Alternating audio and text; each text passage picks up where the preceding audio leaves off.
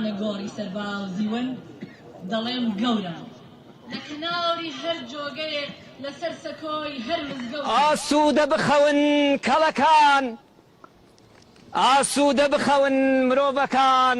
ڕۆژهەڵاتی ئەزیز یەکێک لە جوانەکانی ڕۆژهەڵاتی کوردستان خۆشەویستی ژینگەیە کە تێکەڵ بە ئینتیمای نیشتیمانی بووە. پارێزگاری لە ژینگەی کوردستان بۆتە بەشێک لە خەبات و بەرگری لە خاک، ئەمە وەک کللتورێکی لێ هاتووە.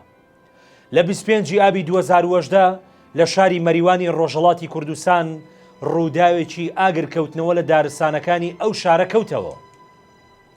خەڵکی ناوچەکە خۆبەخشان ژینگە پارێزان بۆ کوژانەوەی ئاگرەکە ڕاستەوخۆ ڕویان لە دارستانەکە کرد، چونکە دەستگا فەرمیەکانی حکوومەت وەک پێویست بۆ کۆنتڕۆڵکردنی ئاگرەکە هیچ هەنگاوێکیان نەنا. لەم ڕووداوە 4 ژینگە پارێزی ڕۆژهەڵاتی کوردستان و شاری مەریوان بەهۆی ئەوەی بە هەموو توانای خۆیانەوە هەوڵی کوژانەوەی ئاگرەکەیاندا تا زیاتر تەشەنە نەکات نەگاتە شارەکەیان. بەهۆی ئاگر و دووکەڵی زۆرەوە جانیان لەدەستدا بەداخەوە. بە ناوەکانی شەریف باجوەر، ئومێد کۆنەپۆشی، ڕەحمەت حەکیمینیا و محەممەد پەژوهی. خوای گەورە لێیان خۆش بێت.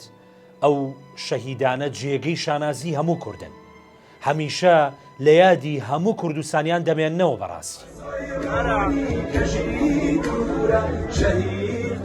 بەڕێزان، ماوەی 8 ساڵە ژینگە پارێزان و خەڵکی مەریوان و ڕۆژهەڵاتی کوردستان یادی ئەم 4 شێرە کووردە دەکەنەوە. نەگەر لە بیریان نەکردوون، بەڵکو ساڵانە وەک نمونەی باڵای ژینگە پارێزان و شەهیدانی خاکی کوردستان یادیان دەکەنەوە. شەریف باجوەر هاوڕێکانی وایان کرد کۆمەڵگەی ڕۆژهەڵات گرنگی زیاتر بە پرسی ژینگە بدەن. ئەوان بە گیانی خۆیان شۆڕشێکیان بەرپا کرد بۆ پاراستنی ژینگەی کوردستان لە سووتان و لە ناوبردن و لە بڕینەوە. دوای ئەوان هەزاران کەس بوونە ئەندامی ئەنجومەنە ژینگە پارێزیەکان.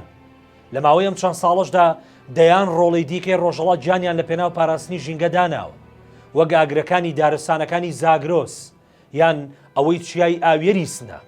خۆ بیرتانە بەڕێزان هەر قیامە دەسا. ئێستا ژینگە پارێزی بۆتە نەریتێک لە ڕۆژهەڵات، لە ماکۆ و ورمێ تا سنە و مەریوان و کرماشان بەیەکەوە هەمویان گرێدراون و وەکو یەکتیم پارێزگاری لە ژینگەی کوردستانەکەمان دەکەن. سروشتی کوردستان حەقی بەسەر ئێمەوە هەیە. تاک بە تاکی ئێمە دەبێت پاک و خاوێنیەکەی بپارێزین. تێکدانی سووتانی بڕینەوەی دارەکانی وەکو چاومان ئاگامان لێبێ.